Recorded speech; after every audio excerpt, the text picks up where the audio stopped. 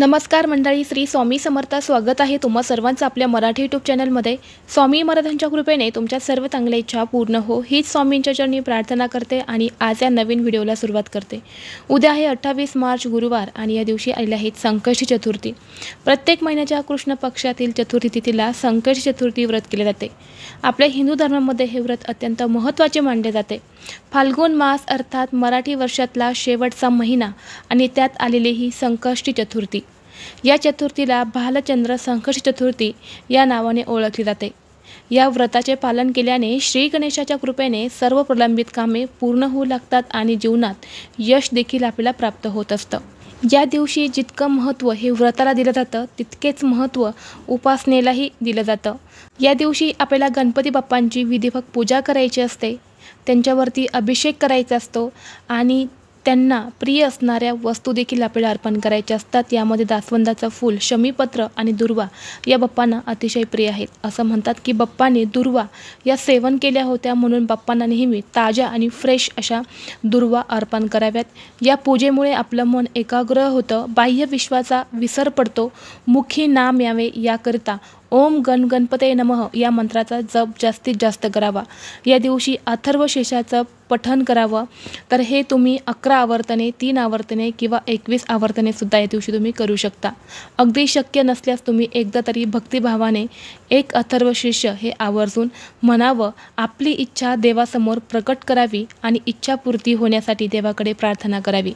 इच्छेमागील हेतू शुद्ध असेल तर आपले कर्म चांगले असेल तर गणरायाची कृपा ही आपल्याला मिळतेच आणि आपल्या सगळ्या इच्छा मनोकामना देखील पूर्ण होतात. तसेच या दिवशी अनेक उपाय केले जातात. आज या व्हिडिओमध्ये मी तुम्हाला अतिशय प्रभावी उपाय सांगणार आहे. तर उद्या संकष्टी चतुर्थी दिवशी संध्याकाळी असा एक दिवा लावायचा आहे. या दिव्याखाली आपल्याला अशी एक वस्तू ठेवायची आहे. यामुळे घरातले संपूर्ण गरिबी, दारिद्र्य हे नष्ट होईल. घरात लक्ष्मी नांदेल. फक्त 24 तासामध्ये आपल्या घरामध्ये पैसा हा येऊ लागेल आणि पुढील 33 वर्ष आपल्याला धनधान्य, संपत्ती, पैसा हा कमी पडणार नाही. असा हा अतिशय प्रभावी उपाय मी तुम्हाला आज या व्हिडिओमध्ये सांगणार आहे. त्यामुळे तुम्ही व्हिडिओ शेवटपर्यंत नक्की पहा.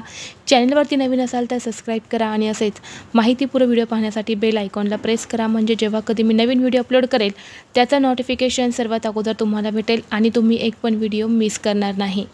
तर पहा, ही संकष्टी चतुर्थी जी आलेली आहे तर ती गुरुवारच्या दिवशी आलेली आहे. अतिशय शुभ आणि महत्त्वाचा दिवस आहे. या दिवशी आपण बघा भगवान श्रीहरी विष्णू आणि साक्षात माता लक्ष्मीची पूजा करत असतो आणि या दिवशीच ही चतुर्थीसुद्धा आलेली आहे. अतिशय दुर्मिळ योग हा तयार झालेला आहे. असं म्हटलं जातं की पृथ्वी तलावरती या चतुर्थी दिवशी गणेश तत्व हे खूप जास्त प्रमाणात जागृत असतं आणि अशा वेळी आपण ज्या सेवा आणि उपाय करतो ना त्याचं आपल्याला शीघ्र फळ प्राप्त होत असतं. तर आपल्याला उद्या संध्याकाळी हा उपाय करायचा आहे. चतुर्थी दिवशी संध्याकाळी जी लक्ष्मी येण्याची वेळ असते, जी दिवे लागण्याची वेळ असते, त्यावेळी आपल्याला हा उपाय करायचा आहे. उपाय का करायचा आहे तर हा उपाय आपल्याला लक्ष्मी प्राप्तीसाठी, लक्ष्मी स्थिर राहण्यासाठी, अखंड आपल्या घरामध्ये वास्तव्य करण्यासाठी, घरात सतत आर्थिक अडचण येत असेल, पैशाला पैसा हा टिकत नसेल, पैसे येण्याचे मार्ग हे खूप कमी असतात आणि जाण्याचे मार्ग हे खूप जास्त असतात. यामुळे आपण लक्ष्मी प्रसन्न करू शकतो, परंतु ती स्थिर राहणंसुद्धा तितकंच महत्त्वाचं आहे. यामुळे लक्ष्मी अखंड स्थिर राहण्यासाठी, घरातली गरिबी, दरिद्री ही दूर करण्यासाठी, पैशांच्या सर्व अडचणी दूर करण्यासाठी उपाय करायचा आहे. बऱ्याच वेळा पहा, आपण भरपूर कष्ट, मेहनत, तडजोड करत असतो, परंतु पैशाला पैसा लागत नाही. सतत पैशांच्या अडचणी येतात. कष्टाला आणि मेहनतीला नशिबाची साथ मिळत नाही. यामुळे कष्टाचं फळसुद्धा प्राप्त होत नाही. अशावेळी तुम्ही हा उपाय जो आहे तर तो नक्कीच करू शकता. तर तुम्हाला उपाय करण्यासाठी एक दिवा लागणार आहे. हा उपाय तुम्ही तुमच्या देवघरामध्ये जो दिवा लावता तर त्या दिव्यामध्ये केला तरीही चालेल किंवा तुम्ही वेगळा हा उपाय करण्यासाठी दिवा वापरला तरीसुद्धा चालेल. तर तुम्हाला एक दिवा घ्यायचा आहे. दिव्यामध्ये दुहेरी कापसाची वात लावायची आहेत. शुद्ध गाईचं तूप जर तुमच्याकडे असेल तर आवर्जून तुम्हाला या दिव्यामध्ये तूप घालायचं आहे. तूप नसेल तर तुम्ही तेल घातलं तरीही चालेल. तेल घातल्यानंतर या दिव्यामध्ये चिमूटभर हळद तुम्हाला घालायची आहेत आणि हा दिवा तुम्हाला प्रज्वलित करायचा आहे. यानंतर तुम्हाला काय करायचं आहे, एक प्लेट घ्यायची आहे. प्लेटमध्ये हळद, कुंकू आणि तूप या 3 वस्तू मिक्स करून तुम्हाला स्वस्तिक काढायचं आहे. स्वस्तिक काढल्यानंतर मधले 4 बिंदू आणि कडाच्या 2 लाईन यासुद्धा तुम्हाला द्यायच्या आहेत.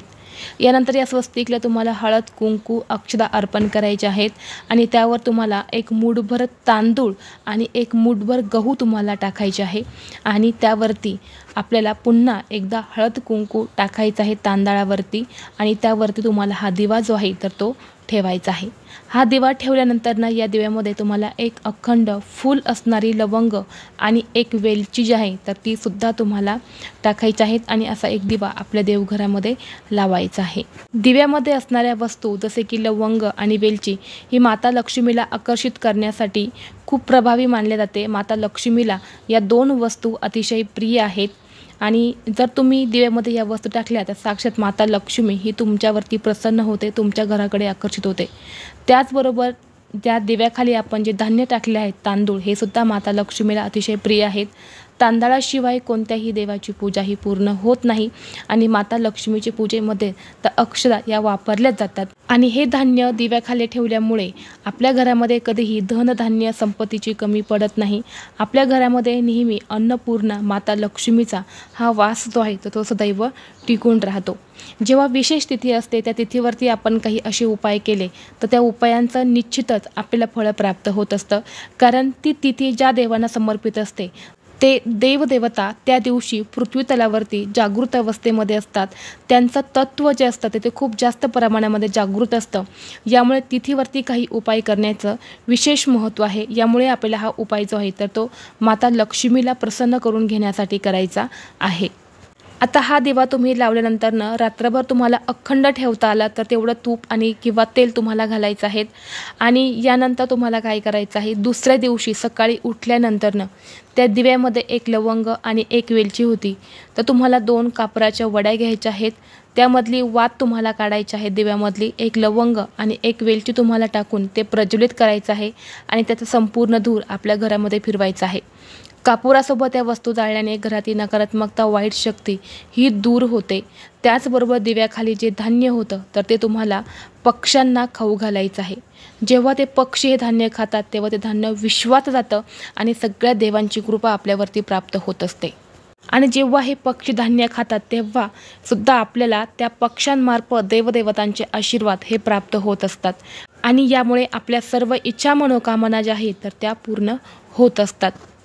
यामुळे तुम्ही उद्या संध्याकाळी हा उपाय जो आहे तर तो तुम्ही करू शकतात। व्हिडिओ तुम्हाला आवडला असेल तर लाईक करा, चॅनलवरती नवीन असाल तर सबस्क्राईब करा आणि हा व्हिडिओ आपल्या मित्रपरिवारासोबत शेअर करा।